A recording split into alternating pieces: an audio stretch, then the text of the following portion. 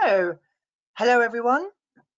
My name's Karina Urquhart and I'm the Executive Director at BIC and your host for the sixth in our series of BIC Brunches, the Thema sessions. This series of Thema Brunches is brought to you in collaboration with EDITEUR, the organisation that manages and develops the Thema standard. As you can see from the screen, today's session will be on the topic of using Thema for comic books, graphic novels and manga. So why this series of brunches on the topic of Thema? Well, at the end of February this year, or sorry, last year, we're in a new year. So at the end of February in 2022, so last year, we announced that the BIC Standard Subject Category Scheme, or BIC codes, as they're more commonly known, will be made obsolete by February 2024. If you'd like to get a copy of that press release, please do let me know, and that can be sent on to you very easily. So this series of sessions will run until the end of February 24, so taking the industry right through and helping with that transition period, so all the way through to the obsolescence date. Just to have a little recap of the sessions we've done so far, we've done six other ones, but actual 5 BIC brunches on Thema topics. So we've done adult fiction, did that in March last year. We looked at diversity, equity and inclusion in May last year. Children's, teenage and adult fiction material in July, followed in September by adult non-fiction, so general trade non-fiction.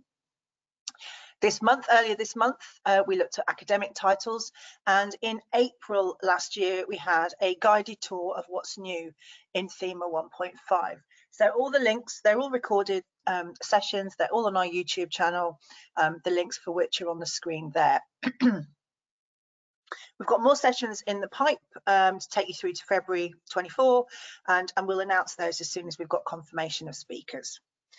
Those sessions won't be on actual Thema topics. What they will be on is more sort of practical how to implement Thema, conversations to have with your trading partners, how to talk to your systems providers, questions to ask, sort of questions and answers to really help you in practical terms get towards going live with Thema as soon as possible.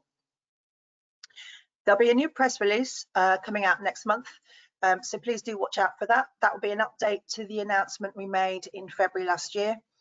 And hopefully, you know, there will be a link, it will include a link, sorry, to FAQs, which some of you may find helpful in your implementation considerations.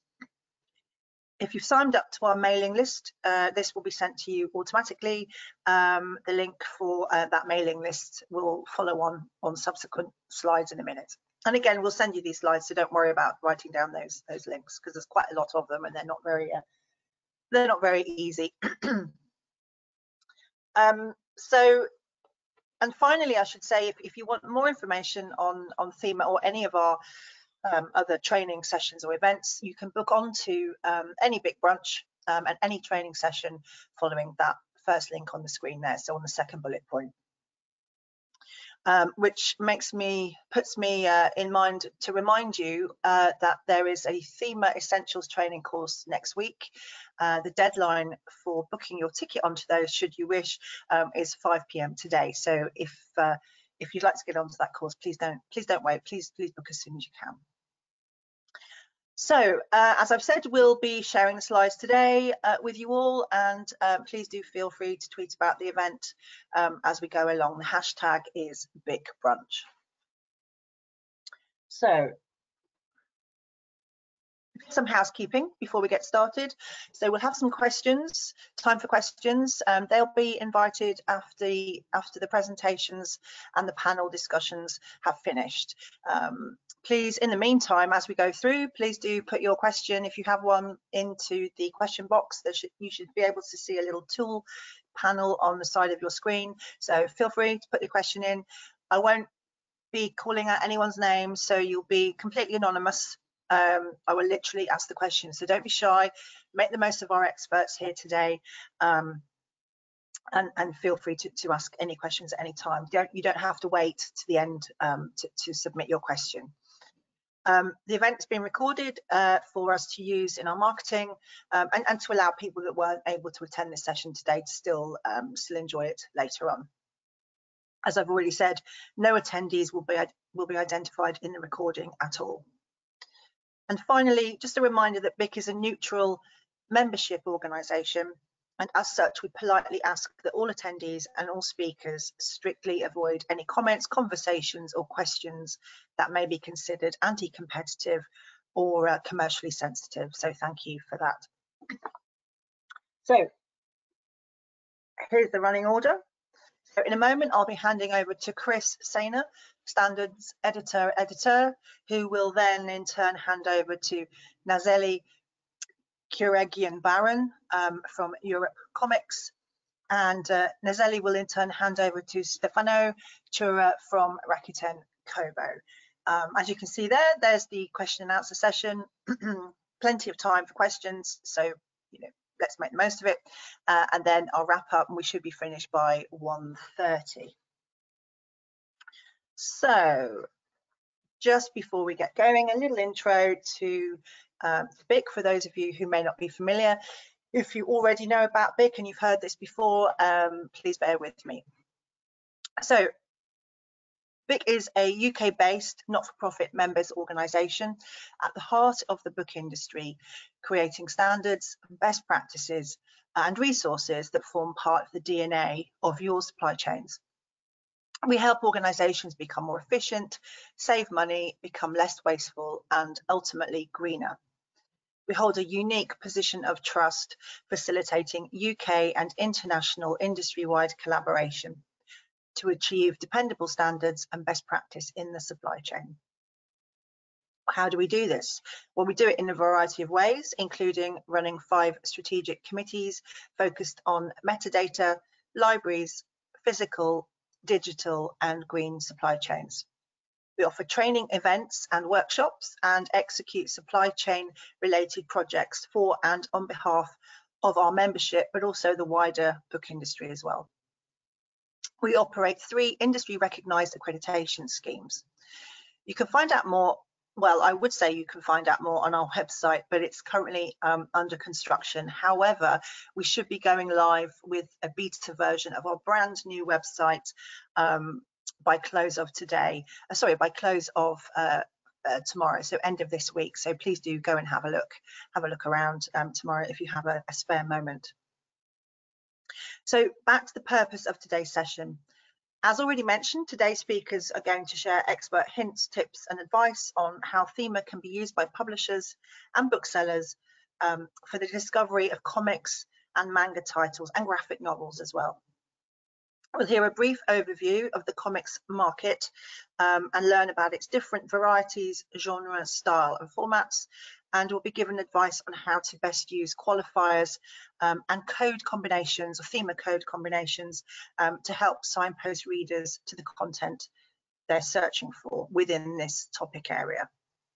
We'll also have a look at what can be achieved by using Thema that can't be achieved by using BIC codes, and how Thema might be used for additional purposes beyond initial classification. So we're looking at merchandising opportunities, local representation, diversity and inclusion. Attendees or our attendees today will have plenty of time for questions, as I've already said. I know I'm labouring the point, but we really do want participation from you, our attendees. Make the most of the experts while they're here. So enough about BIC for now. There's a lot to cover today, so I'm going to hand over to Chris Saynor, Standards Editor at EDITEUR. Let me just sort that out. There we go. So Chris is going to give us a brief introduction to Thema and also give advice where I worked examples on different approaches to classifying comics, graphic novels and manga, otherwise known as the X section, I believe, Chris. He'll be taking a look at how to combine codes as well. So yeah, over to you without further ado, Chris. Thank you. Thank you very much, Karina, and welcome everyone to the 6th of these BIC brunches. And today we're going to be looking at Thema and the world of comics. So just to remind those of you who've not participated or listened to one of these brunches before, what is Thema? So Thema is an international book subject classification scheme designed to meet the various needs of the international book supply chain. It's designed to work with physical, digital, audio books. It can work for in-person or online retail.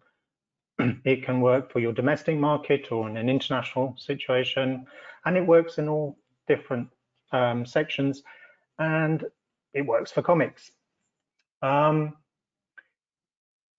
It's there to help improve the discoverability and the merchandising, and therefore the potential sales of your comic books.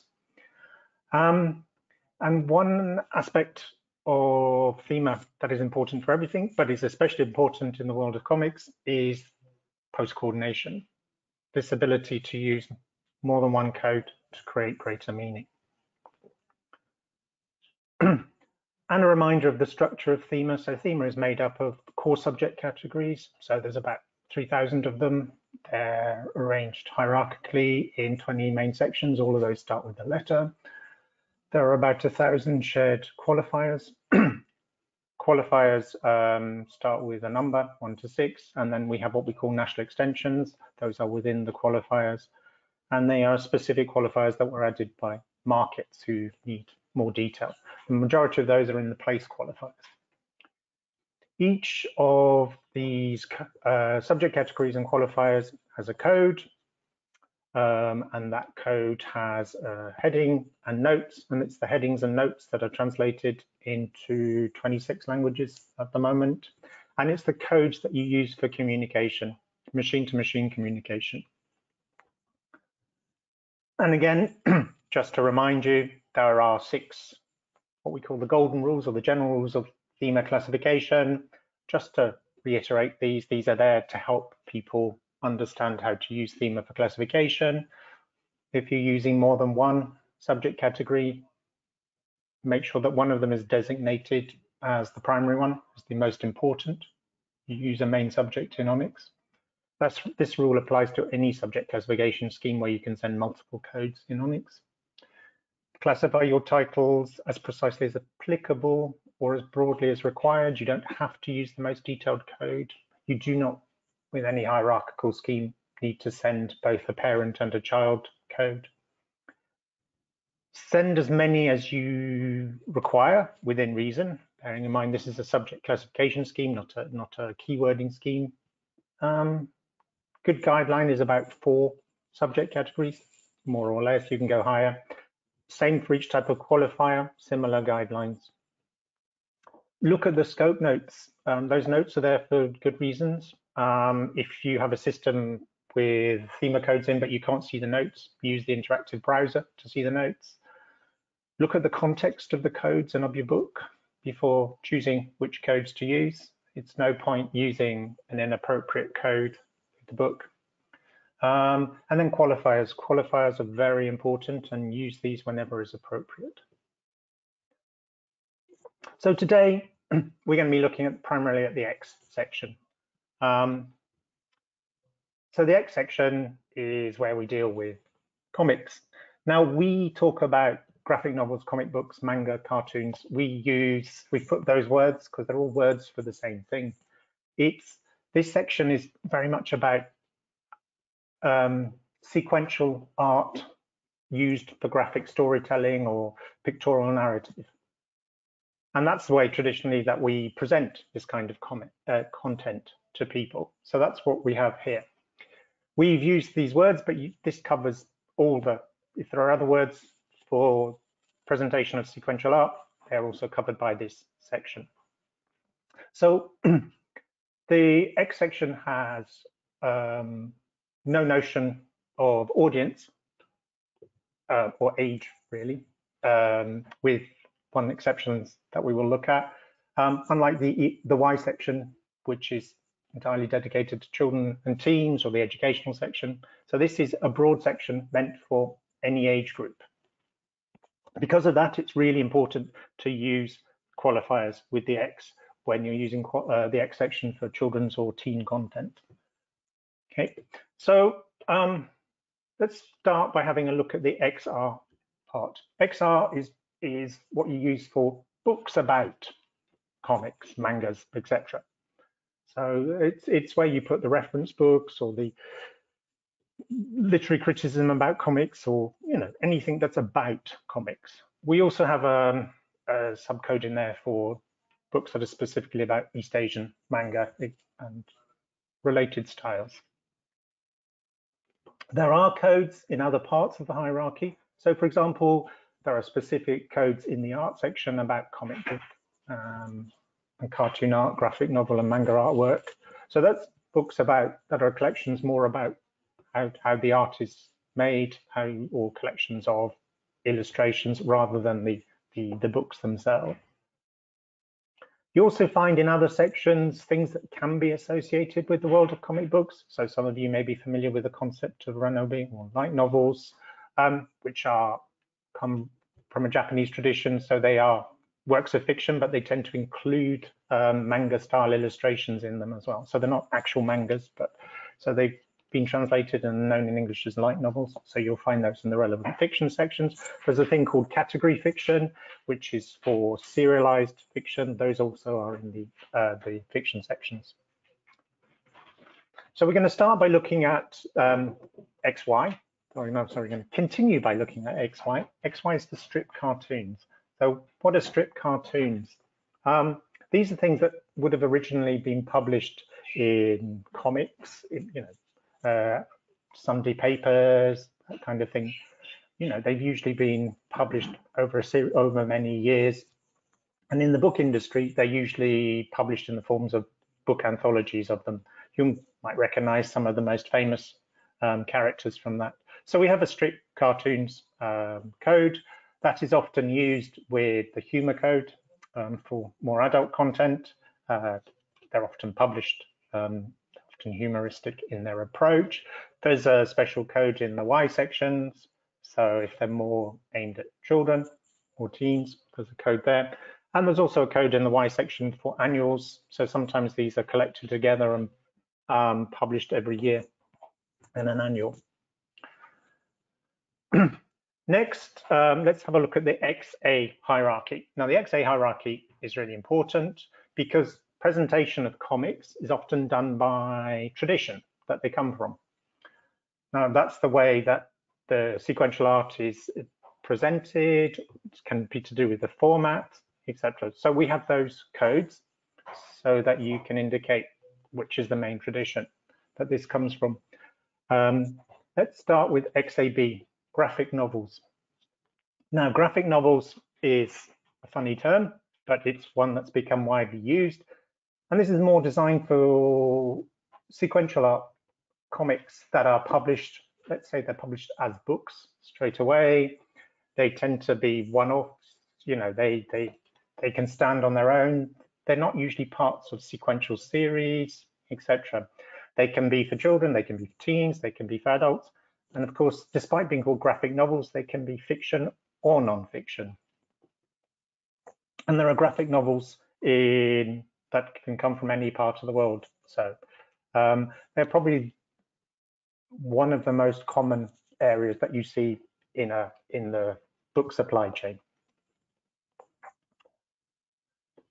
The next area shown that we can look at is XAD, the European style tradition comic books. So this covers more what we could call the Franco-Belge tradition, or some of the Italian, Spanish traditions, but also traditions from other countries. It's about presentation, format, and style. These are usually presented in album form. They're quite large. They can only be hardback or paperback. They are often part of ongoing series. You may be familiar with some of them. There's the classics like Asterix and Tintin. which are quite universally well known. There's a special code as well within the XAD, XADC, which is classic European style, which is meant for these comics like Asterix, like Tintin and others that have sort of become universal, that have a sort of, they were originally written for younger, and still are destined for younger readers, but they've become universal in their appeal. Okay, next, XAK, so American style. So these are for those comics that come out of the American superhero tradition. Now, these are the ones that you might recognize. This big franchises made famous through the Marvel universe, the DC universe. These are things that were originally would have been published as floppies, actual comics, but there are digital equivalents of those now, and usually used for those that in the book trade when they're gathered together, a few issues of a comic are gathered together and then they're published either physically or digitally as what is known, to confuse everybody, in the US as a trade paperback, even though it could be a digital format. So that's a collection of various issues of a comic. Again, this is tradition. So if it's from Nigeria and it's using that superhero tradition, it still could go in this because it's part of that, the way that the comic book is presented.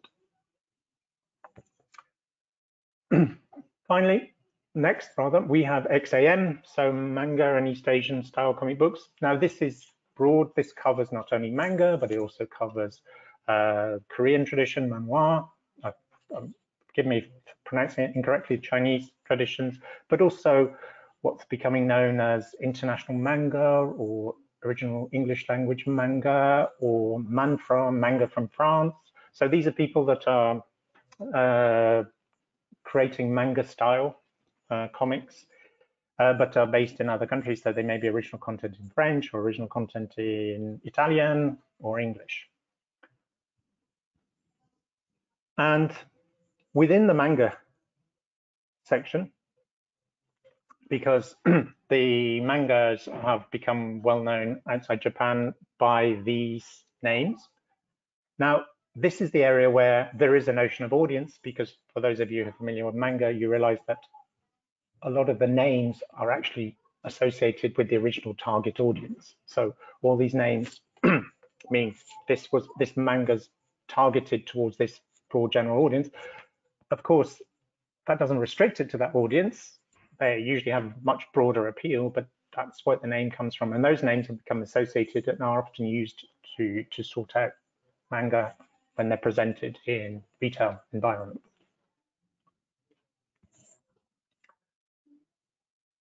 The final part of the hierarchy is the XQ section. Now, the XQ section is where we have the genres. So this is, you can say it's non-fiction, it's science fiction, it's fantasy, it's romance, it's school, it's college, etc.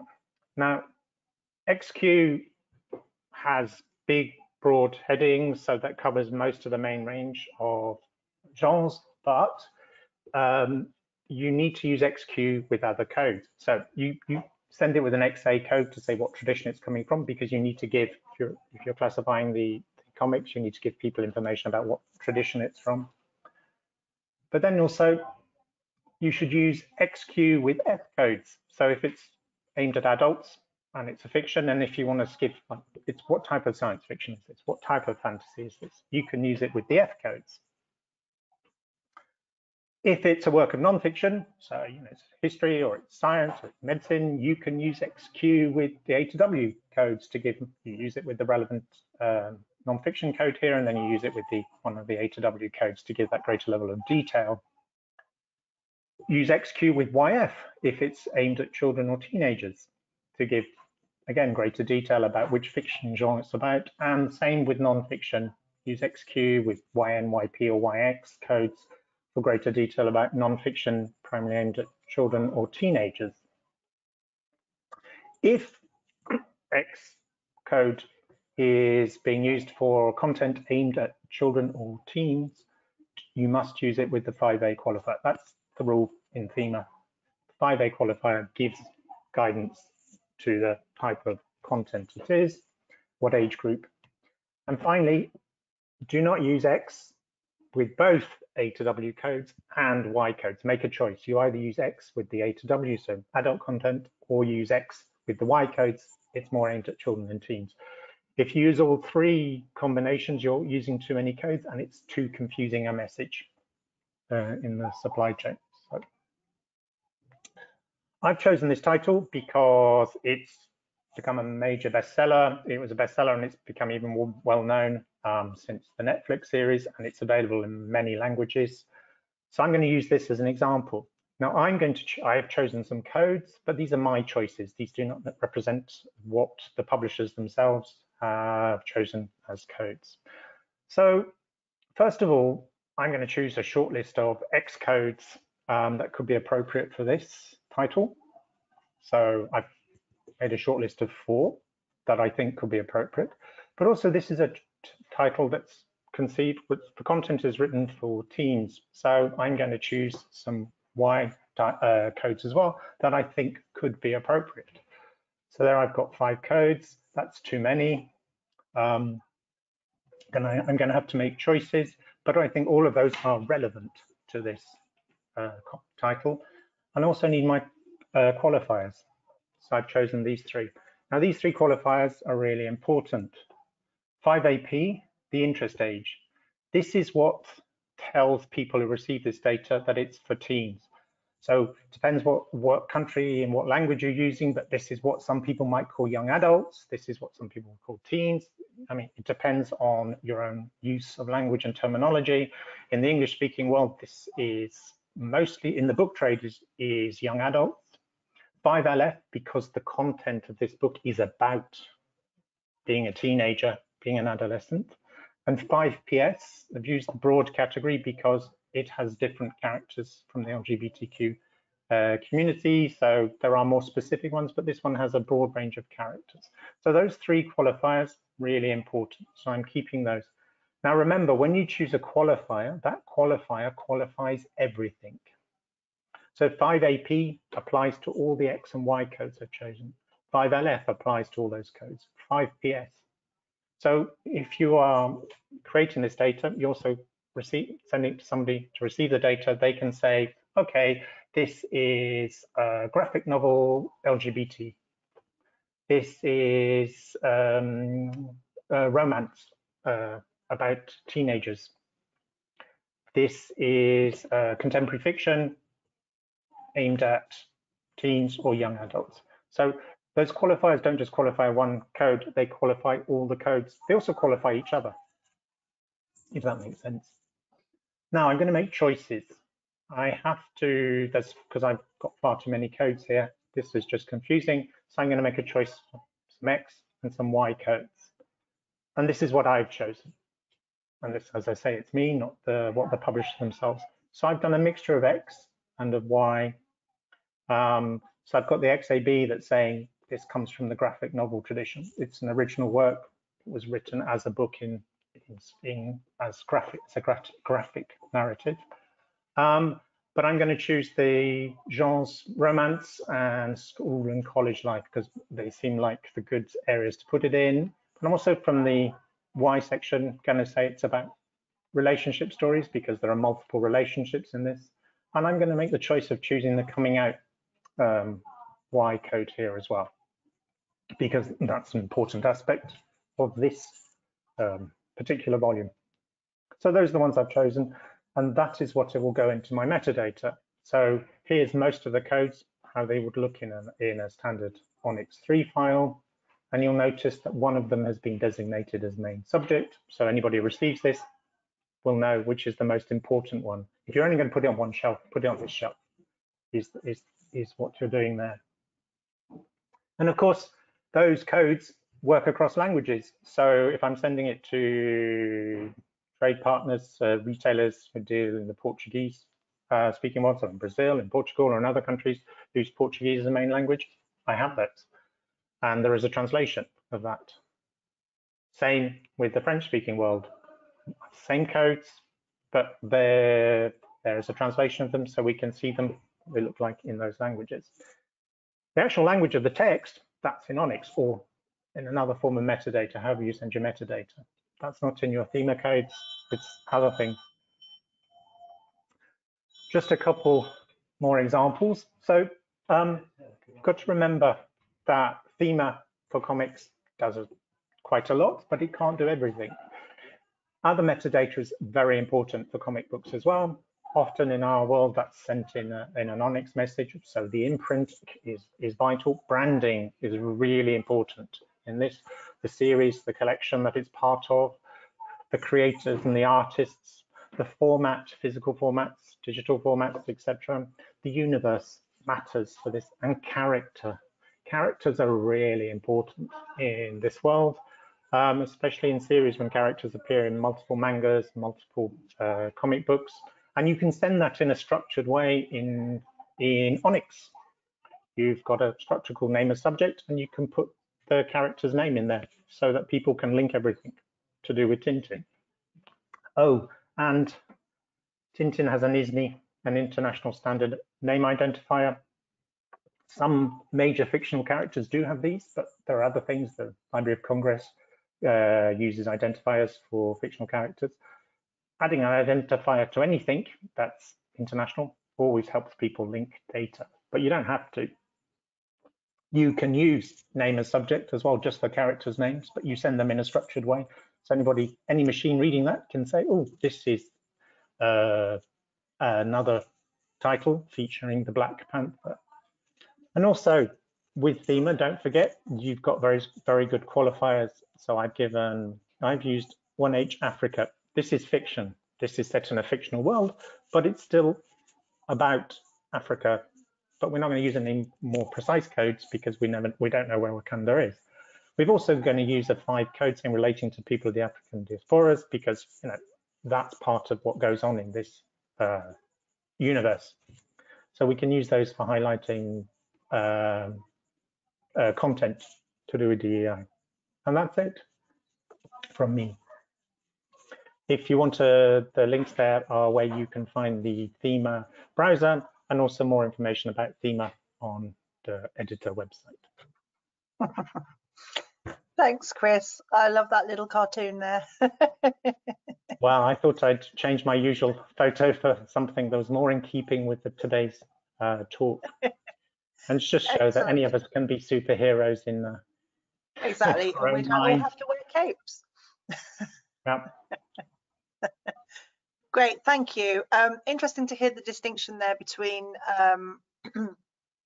using Thema to describe books about comics, comic books, graphic novels, etc., compared to using Thema for the comic book in question. I think that was important to note.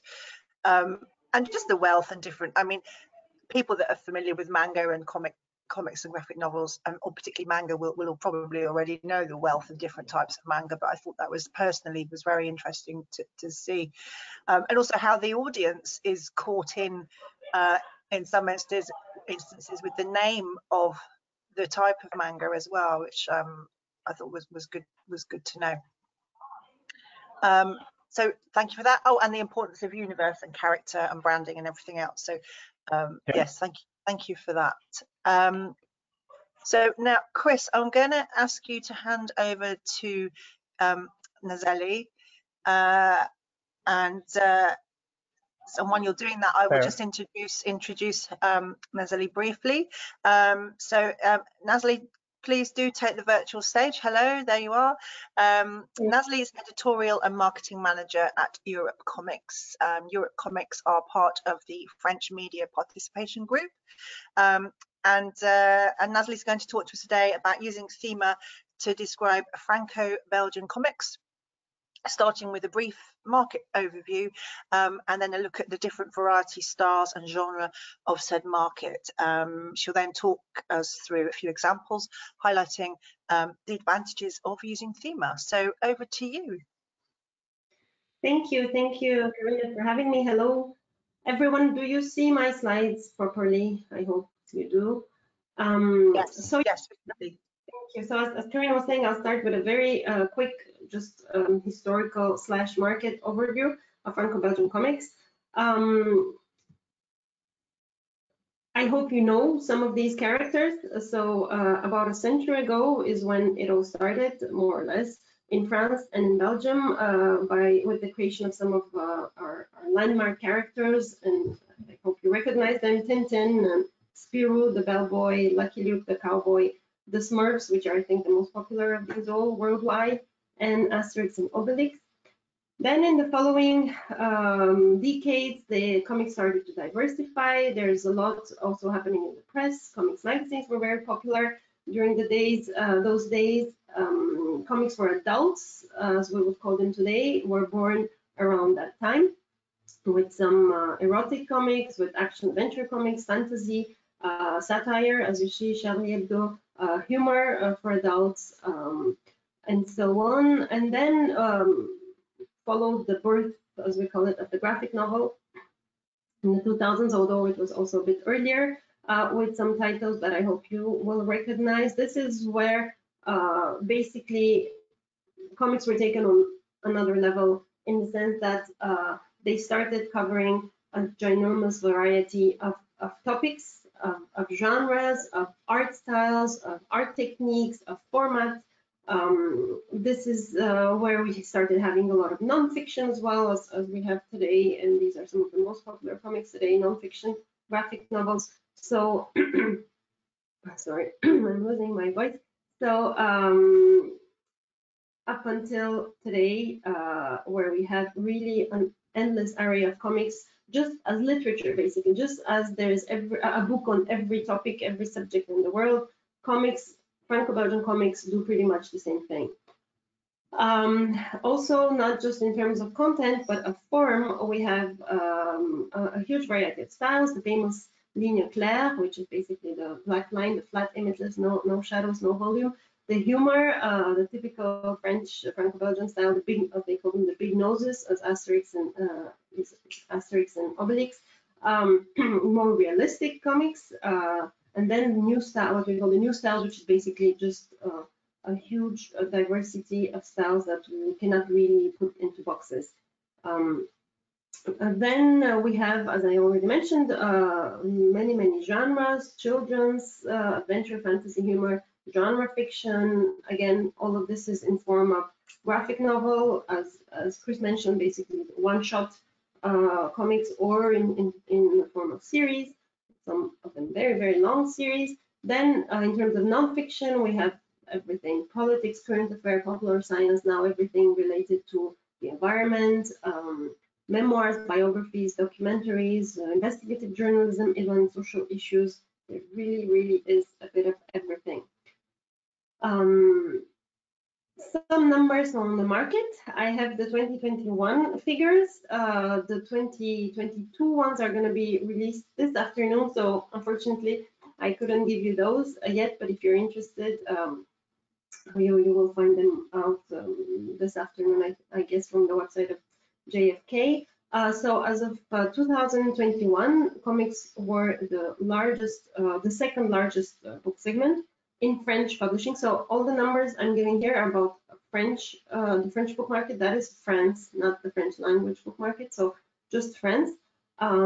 So as you see, comics have increased by 83% over the past decade. A lot of it is due to manga as well, but also just because comics are becoming more and more read. The top 10 best-selling books in France in 2021. In that top 10, there were 2 comic books, Asterix and Obelix as number 1, and number 9, Naruto, basically manga.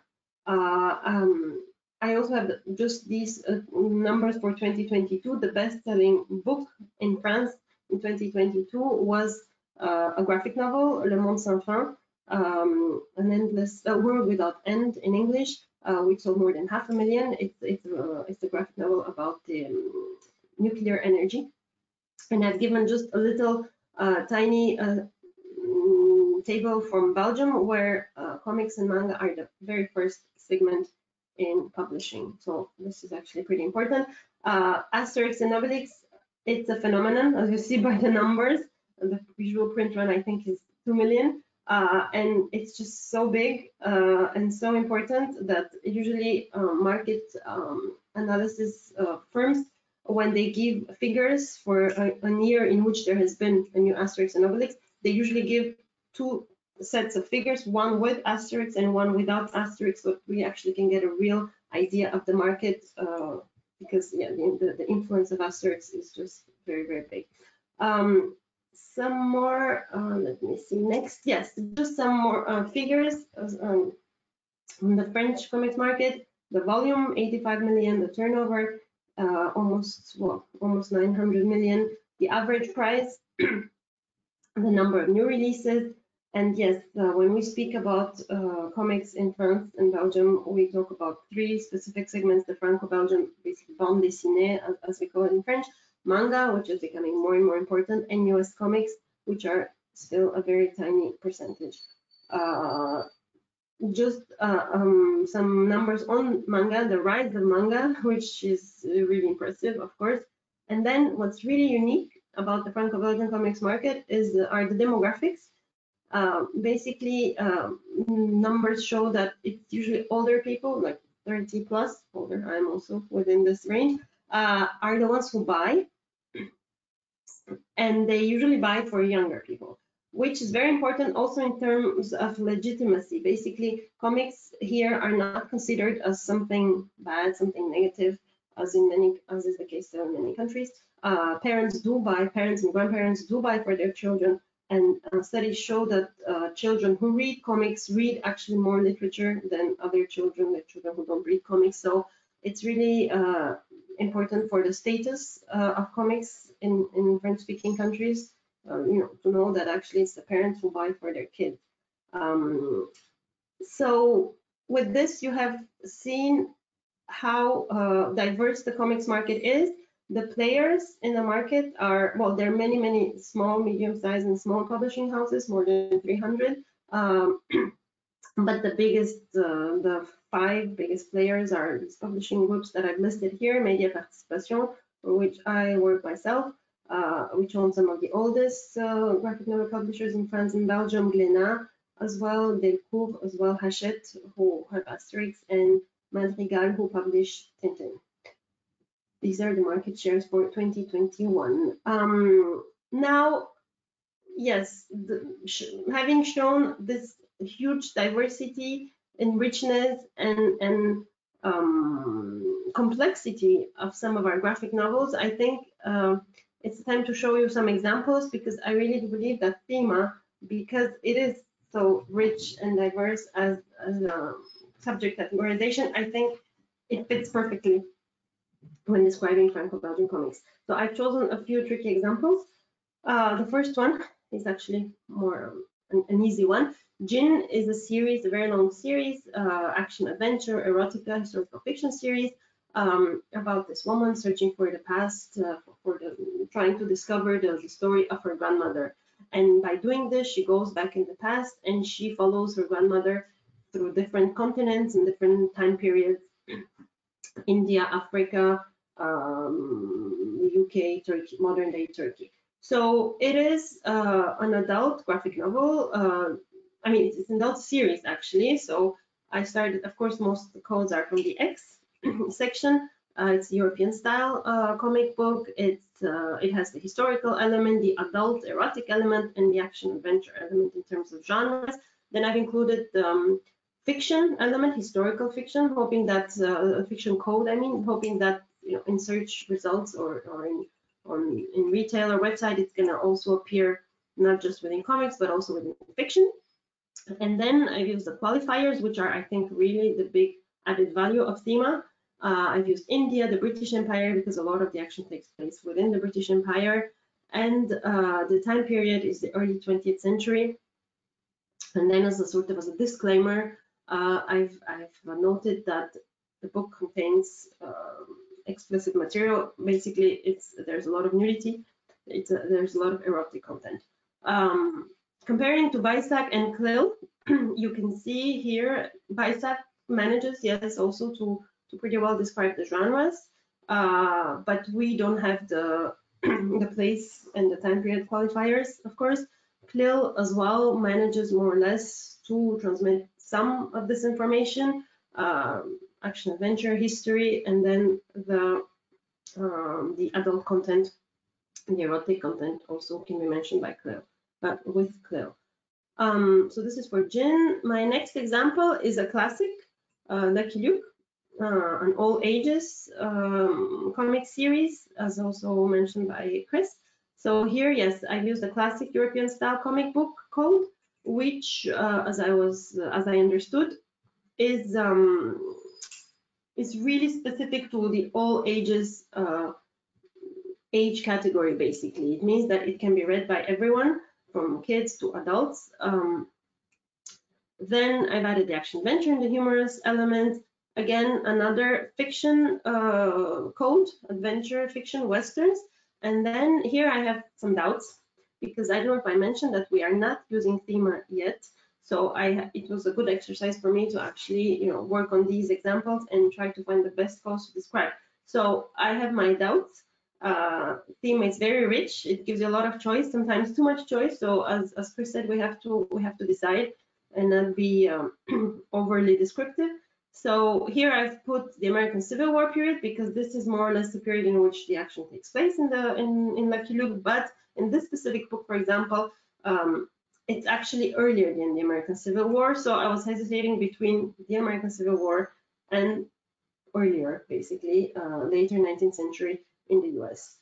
What's really nice about Thema is that there is the US West place qualifier, because it's true that the most important element of this comic book is that it takes place in the Wild West. So being able to transmit this in the metadata is really nice. I think it's very useful. The BIC codes are pretty limiting, I think, because I had to make a choice. Do I put adult code or juvenile code? I decided to put juvenile, because I'm not sure, but maybe I'm wrong. I'm not sure that I can use both adult and juvenile, so I have to make a choice, and I chose juvenile, action adventure, and humorous codes. CLIL as well, we have humor, western, and classic code, and also all ages. The BIC, the problem with BIC is that it doesn't have western as code for comics, for juvenile comics. So this is Lucky Luke. Then the next one is another adult graphic novel. It's a series about this warrior woman in ancient Japan fighting. There's a lot of violence, a lot of wars. She's wandering, looking for her sister. It's sort of an epic adventure fantasy series. So here as well, the X codes are of course there: action adventure, supernatural, fantasy, adult, because there's a lot of violence. Then the really, again, nice part, the place qualifiers, Japan, the action takes place in Japan, and more specifically in the Kamakura period. So it's really useful to be able to actually identify that. Again, the explicit offensive content code, I had to put it. I know that, for example, in the US, violence is not seen as something disturbing for younger readers, but it's more nudity that they have a problem with. But I think just to be on the safe side for other markets, non-American markets, it's useful to include this here. But yeah, I had a little question mark because I think someone might not want to include it. The BIC codes, all adult codes, fantasy, action, adventure, international, including it or not. I think it's a marketing choice, because I know that some graphic novels, European ones, sell better in the US if the publisher doesn't mention that it's actually foreign material. So that also is an optional. The CLIL, we have action, adventure, fantasy, of course, and then the adult content code. Then the trickiest of my examples, it's a beautiful graphic novel about a young woman who is a bit lost in her 20s. She doesn't know what to do career-wise, and she's not into a relationship. She has a complicated relationship with her mother, and her grandmother has Alzheimer's and is currently in an institution, and she keeps talking about her childhood home. So the granddaughter, Clémence, she decides to take her grandma, to kidnap basically her grandma from the institution and take her on a road trip to her childhood home, basically to make her happy, because it seems that it's the only thing that can make her happy. She has already kind of lost her mind. So they take on this road trip, very funny, also very touching. So this graphic novel is inspired by the grandmother of the author who had Alzheimer's, but it's not a real story in the sense that it's a fictography. So I think here the real strength of Thema is that it can convey both elements, the fictional and the non-fictional elements. And I think that's really, really useful for stories like this. On top of that, Forget Me Not has also very different genres within it. It's about, I mean, very different elements in the story. The girl discovers while she's on the road trip that she's actually she has a one-night stand with a woman, so she discovered that she is maybe lesbian. She also kind of understands a bit better her relationship with her mom, so it's really also about intergenerational relationships. So I tried to include all of this, and maybe I put too much, but I tried to include all of this with Thema. So yes, starting with graphic novels, because yes, it is a one-shot, it's a one volume in the European style. So it has the non-fictional element, basically memoir, true stories, or non-fiction. I also included the fiction code, which is very practical, as I mentioned, biographical fiction. It's called autobiographical fiction in our case. And then I added some some other codes to describe other elements in the story. Basically, the age group, the generation, the health and illness. These are all elements from, these are non-comic codes. And then the M code, which is medical, so maybe that's too much because I was really looking for Alzheimer's. So I put these for now. In terms of qualifiers, I put relating to old age, to people with degenerative conditions, and LGBTQ people. So as you see, I have a lot of red question marks. I will show you a second version of this, but in the meantime, the BIC codes, where we have contemporary women, which I'm not sure what it means, LGBTQ, and again, international, that we can put or not put. In CLIL, we have the so-called bande dessinée d'auteur, which basically means graphic novels that are very personal, that are usually written and drawn by one author. And there is the graphic novel code, which I'm still not very sure what it means. I think it's really in the sense of, as in English, graphic novel, one-shot book with one complete story. So this is the sort of the extended version of the Thema codes for this book.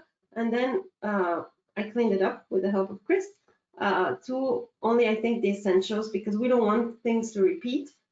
So I cut a few of the X codes, and I kept the J codes, and of course the qualifiers, which are really, really useful. And I really removed the M code, which is the medical code, because yeah, it's too, I mean, the book is not really about the illness itself, so it's really not that medical. So that's Forget Me Not, a very complete description of it. Another book that's a bit tricky and very original, because again, it mixes fiction and non-fiction, and on top of that, there are really different genres within it, is Underworld. Basically, it talks about a girl who, by some magic, becomes tiny and goes under the earth, basically in the soil, and she is involved in this contest organized by the Greek god Hades, I think he's called in English. Basically, there's Greek mythology in the story, and as she participates in this very dangerous competition, she discovers the contents of soil, the fungi, the other earth elements, the microorganisms, and she discovers also the whole process of the creation of soil, the importance of soil, and so on and so forth. So basically, it's a science book, but disguised as an adventure book. Here, yes, it's a one-shot, so it's graphic novel. I've added the myth, legend code, the X from the comics list, fantasy and esoteric, because of course there is fantasy, and then I've added also sort of the mythical code, but from the children's and teenage fiction, because it's mainly for children, I think, and teens. And then I found a code about nature, animals, and natural world, and I've added the qualifier 12 years of age. BIC codes, it was really limiting for this book, and the problem with that is that you really have to make a choice. So if the kind of disadvantage in quotation marks of Thema is that there is too much, maybe sometimes, and it's difficult to decide. With BIC is that there's too little, and you have to make choices and choose one code that's going to be your main subject, and this is the only one I could find, Science and Nature. With Clio, there is documentaire, which is basically non-fiction, action, adventure, and humor. I could have included humor in Thema as well. So I think this is a pretty good description of my book. And the last one I have is Menji. Here, the challenge is to include Asian manga element in a European style graphic novel book. Basically, this is a series about this cat who has to find an egg, a magical egg for his master. And as you can see by the art, it's very Japan inspired. Everyone's wearing kimonos, and the architecture you can see of the castle is very Japanese. Even the animals themselves are animals that are often seen in Japanese traditional culture. It is not really manga because the artwork, I mean, the storytelling structure is European. It's created by Europeans, by French authors. But I really think that someone who likes manga, a child, because it's for children, can really enjoy this book. So I think, again, the big plus of Thema is that you can mix, that you can combine. In this case, I'm combining European style comic books and manga, Kodomo in particular, which are manga for kids from 6 to 10 years old. Then, of course, action adventure, anthropomorphic, and animal stories. These are, it's obvious that we'll include these. And then I took a couple of codes from children's teenage fiction, epic fantasy, and dragons, because there's a dragon. Then, as for the qualifiers, I hesitated to put Japan because, well, it's a legendary place. The action takes place in a kingdom that, of course, looks like Japan, but it's not called Japan. So I hesitated about this. I think we can put it because, after all, it's a children's book.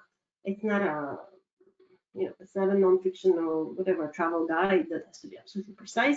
So I, as a marketeer, would allow myself to put Japan and the interest age qualifier from 9 years up. The bisex, the juvenile comics, the humorous element.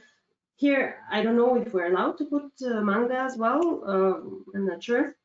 I would try and put it. And then with Clio, we have action adventure and humor, and that's all I think there. Although maybe there as well, I could use manga. I think this is pretty much it for me. Basically, yeah, for me, the conclusion is that seeing the complexity of our books, the richness of the really varied content and forms, I think Thema is really ideal and can really help us market our books better. Thank you very much for your time. And I think I can hand back to... Oh, hello, don't do it yet. Just want to say thank you first. Yeah, so thank you for that. Really fascinating sort of dive into to hear about the Franco-Belgian comics market and just the huge popularity and how it's really taking off. I'm going to ask you about that later on in the FAQ section, but it's really obvious from your presentation that given the wealth and diversity of comics and what would appear to be limitless opportunities in terms of topics, characters, areas of content, excuse me, would seem that Thema is very well equipped to reflect those diverse elements in the comics there. I'm saying comics as a general term for comic books, manga, graphic novels, etc. But yeah, it seems to work really well. I would say, looking at your work through examples there. And really interesting to see the comparison to BISAC and Clio as well. So thank you for that. If you could hand over to to Stefano now, that would be great as I make an introduction. So thank you, Nazeli. Now it's time to hear from our third and final speaker, Stefano Tura. Stefano is Senior Manager Content Sales at Rakuten Kobo.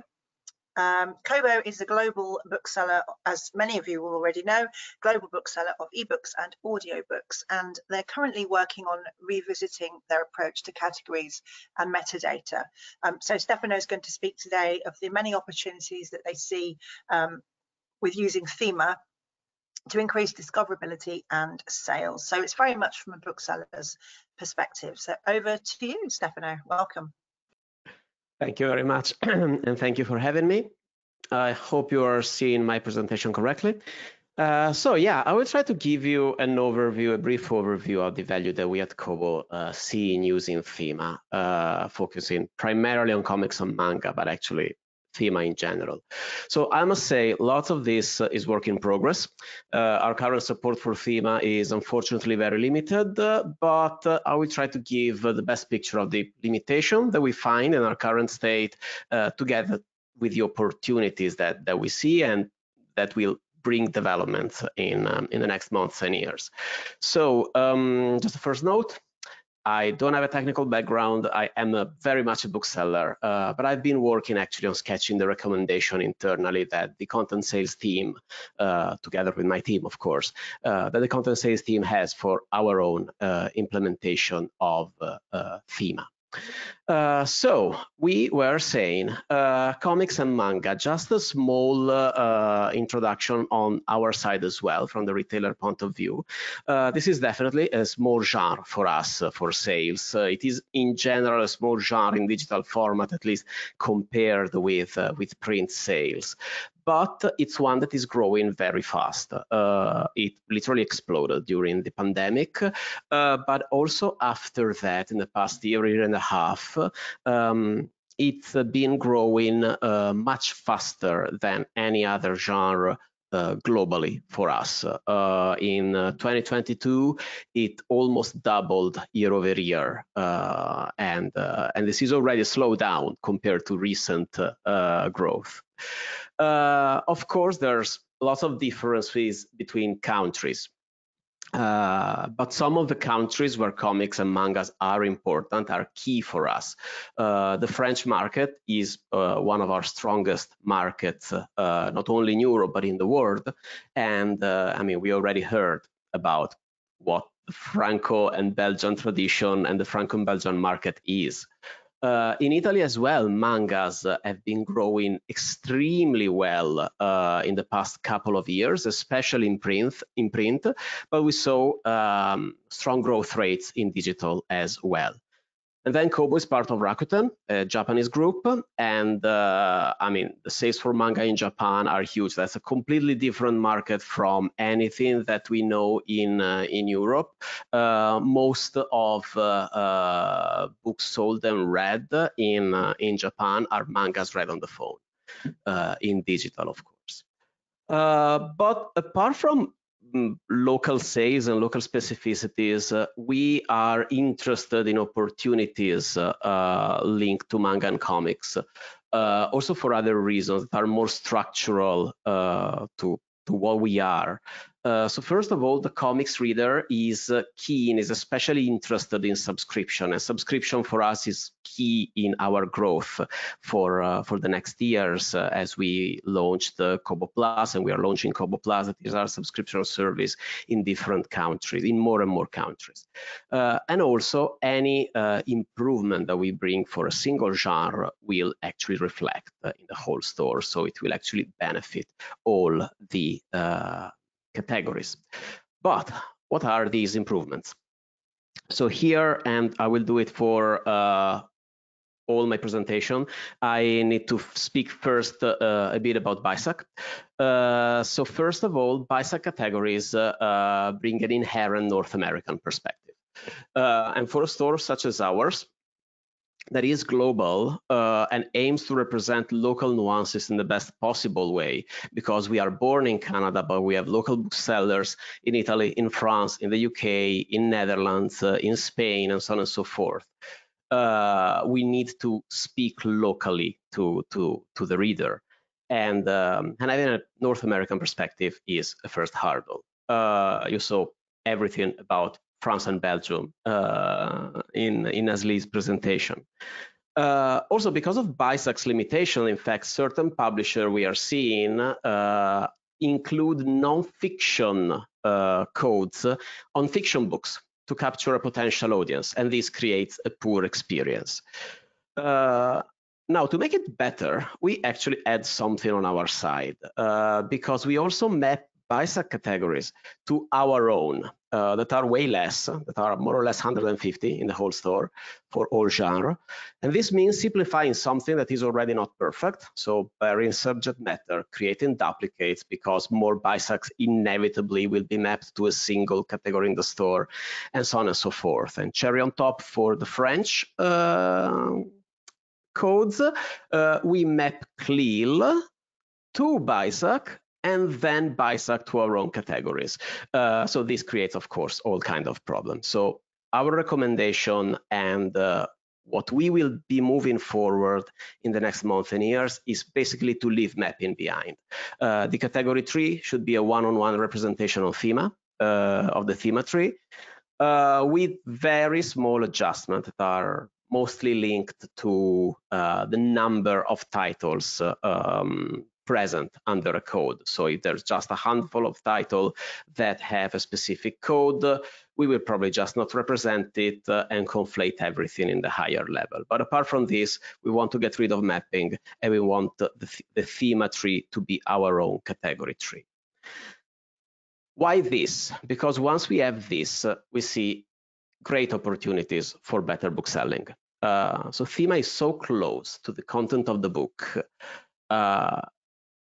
Instead, there's some more broader categories that it will be much faster, easier, and more effective to create lists to suggest titles to our customers, to our readers on current events, on niche subjects, on niche subgenre, with positive effects on discoverability, a great potential to revitalize actually the depth of the catalog and not just the new releases. Not only we have booksellers that work more or less in 15 countries, but we distribute in 190. And in many of these countries, we can just create what we call query list. That is, we just give some parameters like price, genre, for example, subgenre, and then the query goes into the catalog and automatically creates lists with the titles that respect those parameters. Now, of course, if we can do this with the richness of information that Thema brings, we will be able to have a much more personalized and, in a way, curated experience also in countries where we don't have a local bookseller. And we will not just be able to pull, for example, romance mangas, but be way more accurate in reaching that specific audience for which that manga has been written. And on top of this, of course, everything coming from metadata also feeds all our emails. And this is the strongest tool that we have to speak to our readers. And so it will actually allow the right book to reach the right reader at the right time. So then, as I said, and these are the final two slides are something that are things that are really, really close to my heart, let's say. We are a global bookseller that aims to be perceived as local as possible. The only local person that we have when we launch a new country is the bookseller, because in the end, it's a very local market, bookselling. So there's me in Italy, Maria Laura in France, Tash in the UK, and so on and so forth. Now, with BIC being North American, our categories in the store don't correctly represent the content that is read and bought in different countries. So it's not about comics, but I always say inspired romance doesn't really exist in Europe. But also some subcategories don't represent the books that are available in the country. So you see here, for example, in the religion subcategory of comics, the first two results in Italian are very much not about the religion. They just have divine in the title. And also some categories are very broad, and BIC doesn't take into consideration all the manga subgenre that Chris mentioned earlier, shonen, shoujo, seinen, and so on and so forth. And this, of course, is true all around the world, as we saw also for the example of Menji earlier. And finally, something that is very important for us, but I think for everybody working in books, that is representing all voices, being as diverse and inclusive as possible. So for this, I'm 100% sure that the implementation of Thema would do more to support diversity and inclusion on our own store than any other action that we could ever take. So right now we don't show many genres, but that's our problem. The problem coming from BIC is that even when books are showing some diversity or inclusion categories, they tend to be broad and vague, like social issues. So to show this in particular, I asked to pull the metadata currently coming for Heartstopper that we already saw actually in Chris's presentation. So BIC in this case is not even that bad, to be honest. It tells us it's a LGBTQ+ story that includes boys and men. Thema goes way more in depth. So these are actually the codes that we are receiving from the publisher that are actually doing a pretty good job, apparently. It speaks of relationships, the context of college life, the interest age, that it speaks about adolescence. I mean, it's very close to Chris's choices, actually. So I guess, I mean, it's really good job. Though I also loved how Chris here suggested to include as well coming out as a possible code, but because that's very important information to speak about this book and about other books with a similar theme. As for example, there was very interesting the codes picked by Nazeli for Forget Me Not. So in general, whatever Thema brings in comparison to BIC for diversity and inclusion and for a wide range of topics is fantastic additional information for a bookseller to better represent this book, but especially to better speak to our customers, our readers, to help them find something that we relate to them or interested them, and in general to be a better bookseller and ultimately to sell more books. Thank you. Brilliant. Thank you, Stefano. Yeah, just fascinating. And I liked your, I might have to use it actually myself. Simplified categories negatively impact discoverability. I think that's really important. Yeah, really important takeaway today. And again, just to sort of repeat what I said earlier, it's very obvious from these examples and from what you're saying that the depth of information that Thema can give with regards to a title is so important, and just goes that bit further than perhaps you know, people that aren't, organizations that aren't using Thema aren't necessarily aware of. But I just think that the possibilities and the opportunities for Thema are huge. And also your comment about leave mapping behind. I think we can talk about mapping a bit more in the Q&A session. So so thank you very much. If you could hand back to me, that would be fantastic. I can then get my slides up. Thank you. Bear with me while I...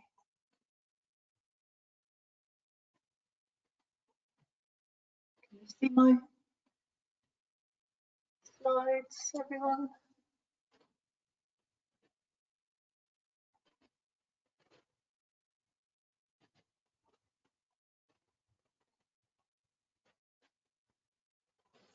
Can you see my slides? Yes. Yep. Great. Okay, let's just, that's better.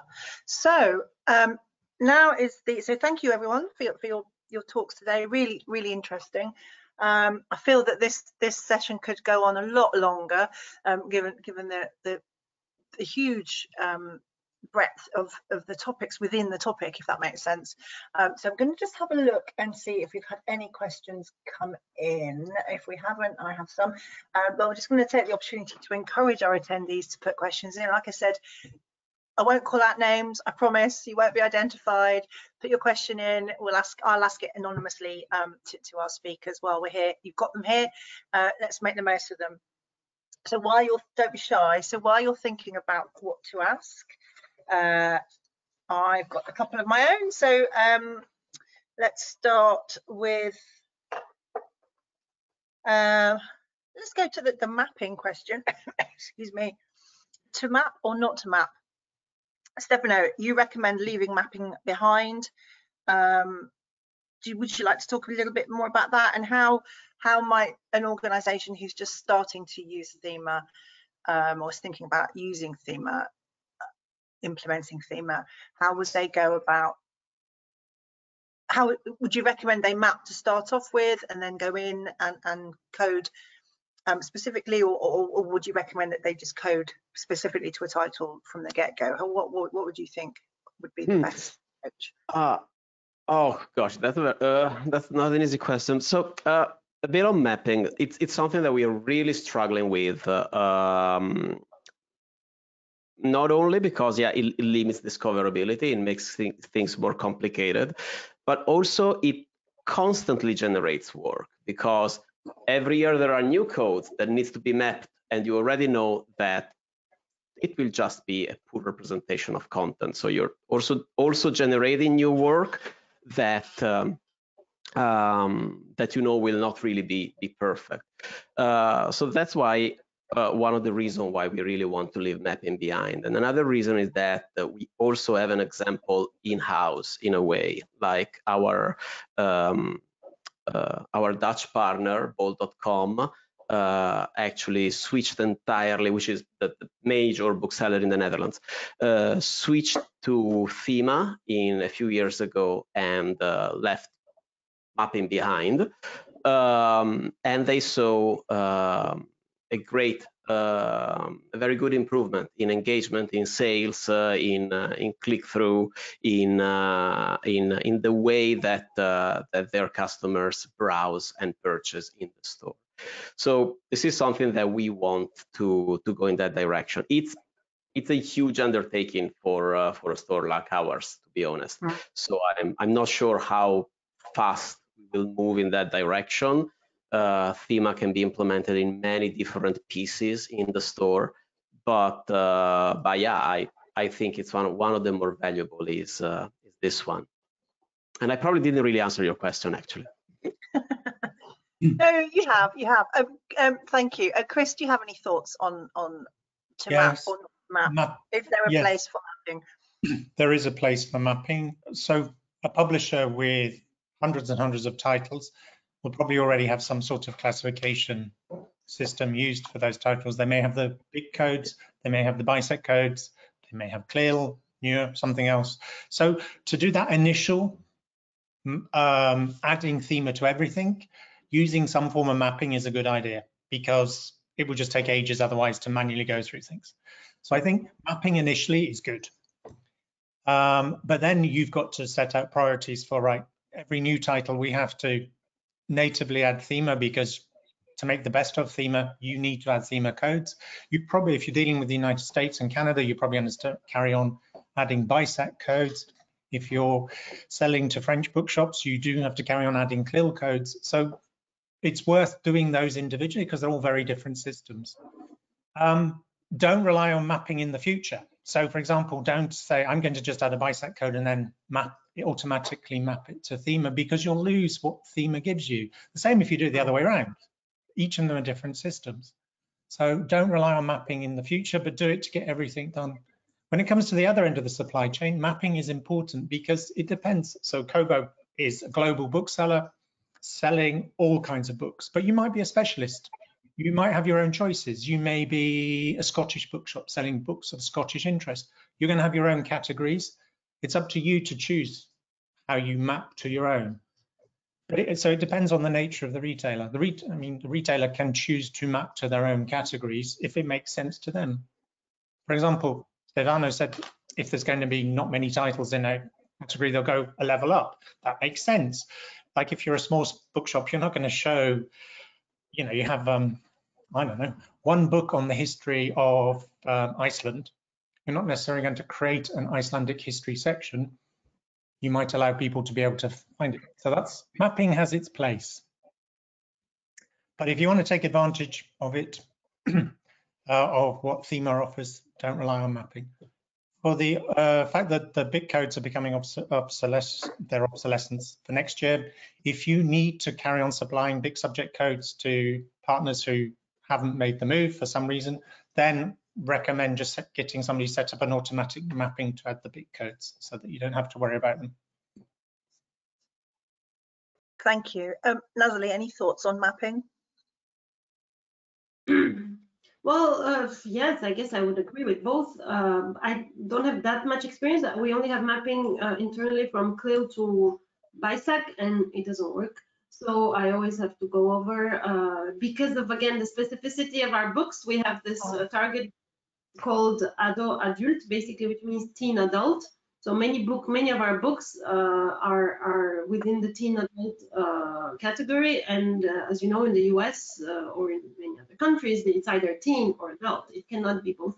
So many of these books contain some violence, so I have to automatically pass them to adult. So that's why mapping really doesn't work for us. But yeah, I mean, I understand what Chris is saying. For backlists, let's use mapping, but for new titles, let's do things properly. So that's what I would hopefully do.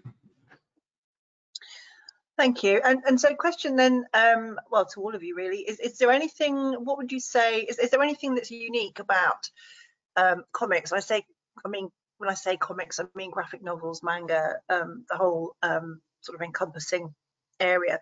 Is there anything specific, is there anything about comics, the comics market in terms of classification that you would say is unique or different or more challenging than regular, well, than other areas, than other types of topic?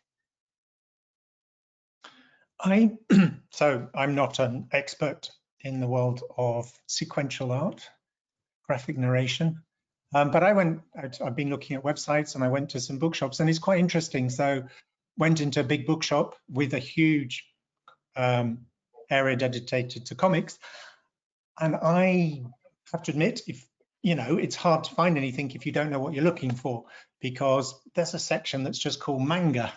So, if you replicate that on a website, that makes it even more difficult. I mean, physical retailers have to make choices. So there's a certain element of, you have to know what you're looking for in some books, I think, because people who love comics in all their forms love comics and they know what they're looking for normally, hence the importance of other metadata and things like that.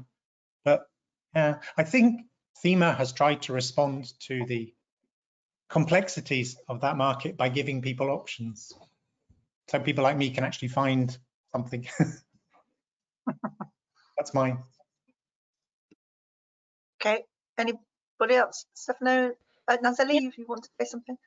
Yeah, for me, what's really unique is the art, is the fact that there is artwork related to it. So I hope that Thema, I guess it will keep developing, and it will also include that, the drawing style, because I believe, although we can look for more information, but I believe that readers are sensitive to that.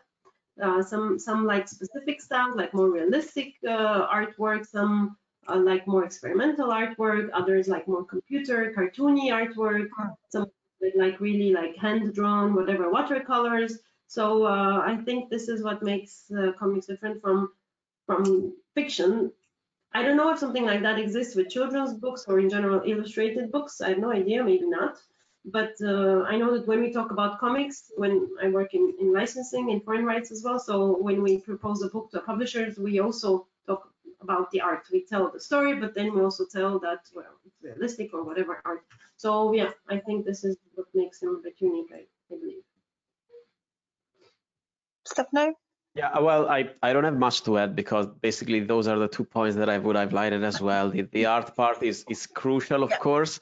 What I find very interesting, and I'm not an expert either, to be honest, is in the manga world, the fact that so many subgenres that are very specific, with a very specific target audience in mind, exist, and Thema gives the opportunity to actually more easily speak about them.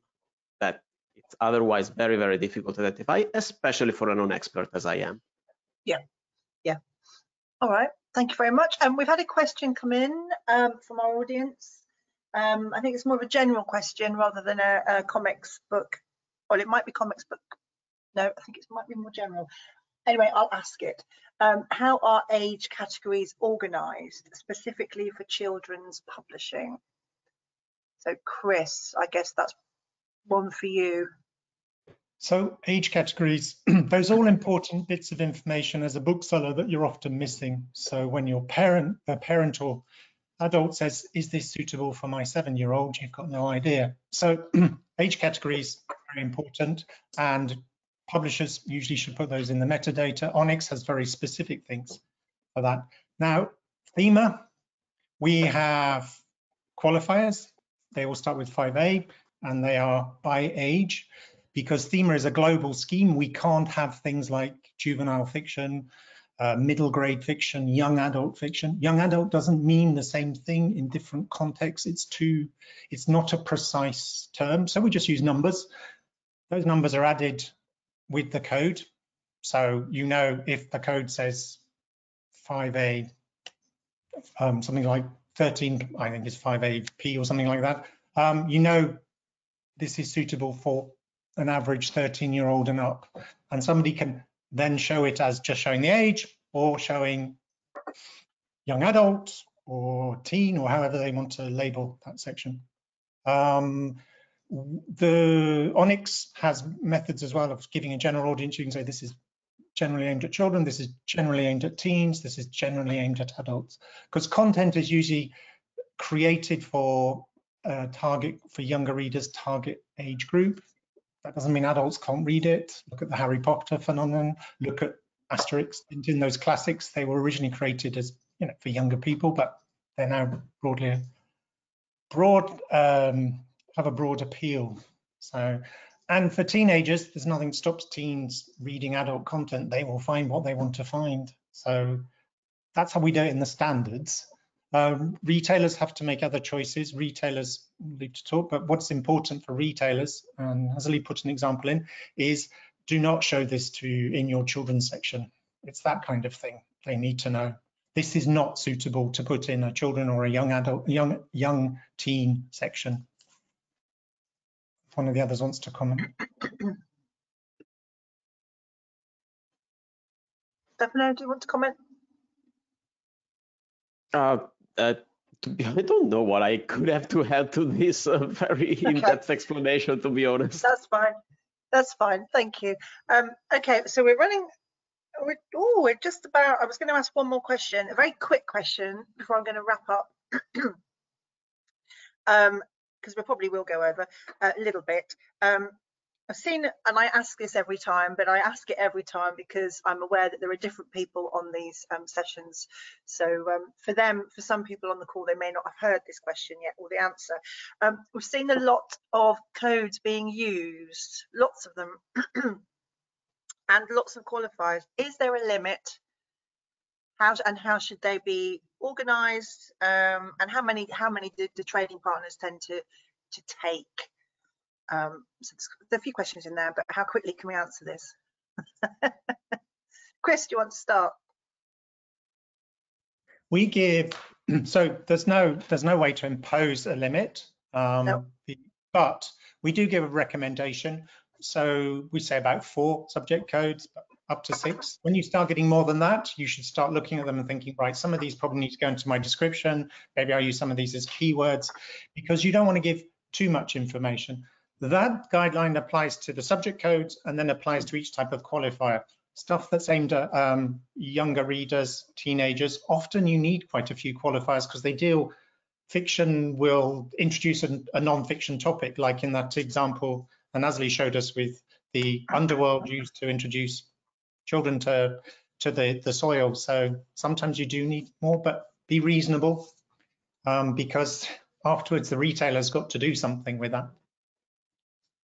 Yeah, this is just to link to this. This is important because the retailer needs to do something with that. And for example, of course, Thema, it's all very much in development for us, but we can also represent in the store up to a certain number of codes in any case. For BIC right now, we represent in the store just 3. In our small representation that we have for Thema, I think we can show up, if I'm not wrong, up to 5. But in any case, there's just a limited numbers that we can actually show in the store. And if you provide too many, there's also the risk that we are showing to the customers the wrong one. Maybe we will still use our information to feed our search engine, our CRM, whatever. But we also want to be sure to present the best codes to our readers. So using too many risks to be even counterproductive in some cases. Can I add something to that? One thing, that bit of advice I always give is, if all the other codes got swept away for some reason and you were left with that one code, would you be happy to see your book in that section?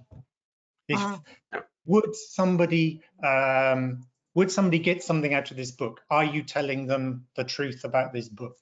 Think about that when you're adding a code, because and one of Nazeli's final example where she was hesitating about using Japan as a code, it's like, would a child learn something about Japan? And I think from what I heard that they would, so it's logical to use that code. It's asking those questions. Yeah. Okay. Thank you. I'm going to have to end it there, I'm afraid. So thank you everyone for your answers. I will just wrap up very quickly because I'm conscious we are a little bit over. So so we've heard today, we've had some fantastic presentations, and we've had a brief intro, a summary of the structure of Thema. It's a truly international scheme in 26 languages. We heard about 6 general rules. Through examples, we looked at combinations of codes and the importance of using 5A qualifiers for those for content aimed at children or young teens. We had really useful examples of how to classify various comics, graphic novels, manga, etc. And I hope you all found those helpful. And a reminder that qualifiers apply to all codes that have been used. So they don't just apply to the last code or the first code, they apply to everything. And as Chris said, I think they even can apply to themselves or to each other. In the context of comic books, manga and graphic novels, we heard about the key importance of branding, of the brand, the universe, the characters, etc. In that market, and that these can all be addressed, if not by Thema, then certainly in Onyx. So there was some helpful tips there from Chris on that. And then we moved on to have an overview of the Franco-Belgian comic market, and we heard about the different styles, the different genre, the different art techniques, and a brief history and timeline there. And we just, very conscious of the massive growth in that market, and that that market is the second largest book segment in France, which is amazing. We heard about the huge diversity, richness, and complexity of comic books, and that Thema is very well equipped in addressing those and reflecting those. Interestingly as well, we heard that Thema, and usefully for this type of book, type of content, we heard that Thema can convey both fictional and non-fictional elements of the same comic, and can also reflect the richness of that same comic as well. We heard about the publisher's perspective, the bookseller's perspective, and the opportunities that Thema can bring, and also, and I quote, how simplified categories negatively impact discoverability. We also heard from Stefano about merchandising and personalization opportunities, looking at how that can help with local areas where organisations perhaps don't have a bookseller or somebody selling on their behalf, and that Thema can lend itself very well with regards to merchandising and personalisation opportunities for backlists, so not just for brand new titles. And finally, we heard that Thema is brilliant. Thema categories are brilliant for helping with diversity, equity and inclusion opportunities as well. So a lot to take in. I think what we've heard today has been absolutely fascinating and probably only just scratches the surface of this very wide-ranging topic of comic books, manga, graphic novels. So that brings us to the end of today's session, I'm afraid. I feel like we should have made this a slightly longer one. We'll be sharing, as I've said earlier, we'll be sharing the presentation slides for this event with all attendees later on, along with the link of the recording for the session, which will be on our YouTube channel. If you can just bear with us while we process that, you'll probably have that early next week, I would imagine. If you're keen to stay up to date with the work that we do here at BIC, please do sign up to our mailing list. In the meantime, I'd like to point you to two very helpful BIC bites. They're short documents, they're only 2 sides long. BIC Bite number 14 is a general introduction to Thema, and BIC Bite number 15 is an introduction to Thema for booksellers. They're absolutely free to download and available to everyone.